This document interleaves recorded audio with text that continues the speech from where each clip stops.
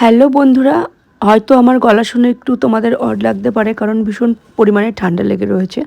তো আজকে তোমাদের সাথে একটা রেসিপি শেয়ার করব বলে চলে এলাম, কারণ একটু শরীর খারাপের জন্য ভিডিও আপলোড দিতে পারছি না বা ভিডিও করতেও পারছি না। তো যাই হোক, সন্ধ্যের সময় চলে এসেছি রান্নাঘরে আর বানিয়ে নিচ্ছি চিকেন ভর্তা।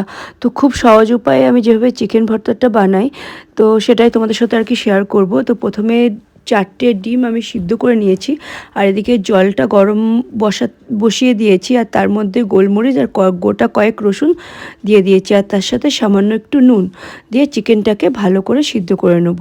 তো এটা সিদ্ধ হতে থাক, আর এদিকে আমি পেঁয়াজ, রসুন আর টমেটো যা যা লাগবে আর কি মশলা, তো সেগুলো আর কি চটপট রেডি করে নিই।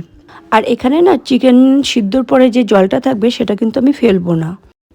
আর এদিকে দেখো, পেঁয়াজ আর কাঁচা লঙ্কা কুচিয়ে নিয়েছি, আর এখানে আমি বড় সাইজে 2টো টমেটো নিয়ে নিয়েছি, আর আদা রসুন তো পেস্ট করতে হবে।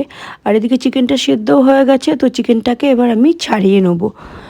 রসুন, আদা যেগুলো আর কি মশলাগুলো দেখালাম আমি, সেগুলোকে ভালো করে পেস্ট করে নেবো। বড় বড় 2টো টমেটো আমি পেস্ট করে নেবো, তোমরা চাইলে টমেটো কেচাপও দিতে পারো। আর এদিকে টক দই আর কাজু বাদামটা আমি একসাথে পেস্ট করে নেবো, আর ডিমটাকে গ্রেট করে রেখেছি, আর একটা ডিম সাজানোর জন্য রেখে দিয়েছি। তো রান্নায় চলে আসা যাক। আর এটা আমি সর্ষের তেল দিয়ে রান্না করব না, এটা আমি সাদা তেল দিয়ে রান্না করব। তো কিভাবে কি রান্না করছি না করছি সেগুলো পুরোটা দেখতে থাকো। তো আশা করি এভাবে রান্না করলে তোমাদেরও মানে বাড়ির যারা খাবে তাদেরকে ভালো বলতেই হবে। তো যাই হোক, গোটা গরম মশলা আমি ফোড়ন দিয়ে দিয়েছি, আর পেঁয়াজ এবার দিয়ে দেবো। যেহেতু আমার কাছে তেজপাতা নেই, তো তেজপাতা দিতে পারলাম না, তোমাদের কাছে তেজপাতা থাকলে অবশ্যই তেজপাতাটা দেবে। তো পেঁয়াজটা একটু লালচে করে ভাজা হয়ে গেলে তার মধ্যে দেবো আদা রসুনের পেস্টটা। আর আদা রসুনের পেস্টটা দেওয়ার পরে না ভালো করে কষাতে হবে। প্রায় যে একটু তেল মানে ভাজা ভাজা টাইপের হয়ে যাবে না, যে তেল ছাড়বে, তখন দিয়ে দেবো টমেটোর পেস্টটা। আর টমেটোর পেস্টটা দিয়েও ভালো করে নেড়ে চেড়ে আর কি কষিয়ে নিতে হবে। তারপরে বেসিক যে মশলাগুলো থাকে, যেমন ধনের গুঁড়ো, জিরের গুঁড়ো, লঙ্কা গুঁড়ো, হলুদ গুঁড়ো, আর আমি যে লঙ্কা কুচিটা দিয়েছিলাম না তখন, মানে পেঁয়াজের সাথে ভাজিনি, আমি লাস্টের দিকে আর কি দিয়ে দিয়েছিলাম, যাতে ঝালটা একটু মুখে পড়লেও বেশ ভালো লাগে। তো যাই হোক, আর এখানে তোমার নুন আর হলুদ কিন্তু দিতেই হবে। নুনটার কথা আমি বারবার একটু ভুলে যাই। আর মশলাটা যাতে না পড়ে তার জন্য চিকেন স্টক যেটা আছে সেটা দিয়ে হালকা হালকা করে অল্প অল্প করে দিতে হবে, আর একটু কষাতে হবে। আর সব মশলা দিয়ে যখন ভালো করে ভাজা হয়ে যাবে, তো সব শেষে টক দই আর কাজু বাদামের পেস্ট, এটা কিন্তু অবশ্যই দিতে হবে। এটা না দিলে কিন্তু ওই যে চিকেনের যে রিচ ব্যাপারটা না, ওটা আসে না।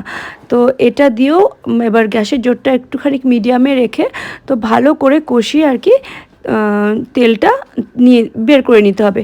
তো তারপরে যেই তেলটা বেরিয়ে যাবে তখন দিয়ে দেবো তোমার চিকেন যেটা আছে আমি ছাড়িয়ে রেখেছি, চিকেনটা দিয়ে দেবো, আর তার সাথে দিয়ে দেবো গ্রেট করে রাখা ডিম দিয়ে ভালো করে একটু কষিয়ে নিয়ে, তারপরে যে চিকেন স্টকটা আছে পরিমাণ মতো স্টকটা দিয়ে ভালো করে আর কি ফুটিয়ে নিতে হবে। আর নামানোর আগে দিতে হবে তোমার কাসুরি মেথি, ফ্রেশ ক্রিম। আর আমি যেহেতু অনেকটাই করছি, তো আমি একটা পাতিলেবুর রস পুরোটাই দিয়ে দেবো, আর তোমরা যে যেমন করবে সেভাবে দেবে। আর তার সাথে যাবে, মানে সব শেষে যাবে তোমার বাটার। ফ্রেশ ক্রিমটা কিন্তু অবশ্যই করে দিতে হবে, না হলে ওই রেস্টুরেন্টের মতো স্বাদ পাওয়া যাবে না। তো যাই হোক, যদি ভালো লেগে থাকে তো প্লিজ সবার কাছে একটা অনুরোধ থাকবে, একটা লাইক করবে, কমেন্ট করবে, আর যদি ভালো লেগে থাকে তো অবশ্যই চ্যানেলটাকে সাবস্ক্রাইব করে পাশে থাকবে। আর নতুন বন্ধুদের বলছি, যারা তোমরা আমার চ্যানেলে আসছো, দেখছো, তো প্লিজ আমার পাশে থাকবে, তো ভালো লাগবে। আর চিকেন ভর্তাটা কেমন লাগছে তোমাদের তো টেস্ট করাতে পারছি না, তো যারা খেয়েছে আমার বাড়ির সবাই ভালো বলেছে। তো এরকম চিকেন ভর্তা দিয়ে রাত্রেবেলা নান বা রুমালি রুটি দিয়ে পরিবেশন করো, দারুণ ইয়ামি লাগবে। তো আমি তো আজকে চিকেন ভর্তা দিয়ে বাজার থেকে রুমালি রুটি কিনে নিয়ে আসতে বলেছিলাম, তো আজকে আমি রুমালি রুটি দিয়ে চিকেন ভর্তাটা সার্ভ করলাম।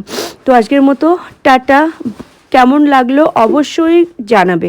তো সবাই ভালো থাকবে, সুস্থ থাকবে। আবার নতুন একটা ভিডিও নিয়ে তোমাদের সাথে দেখা হবে।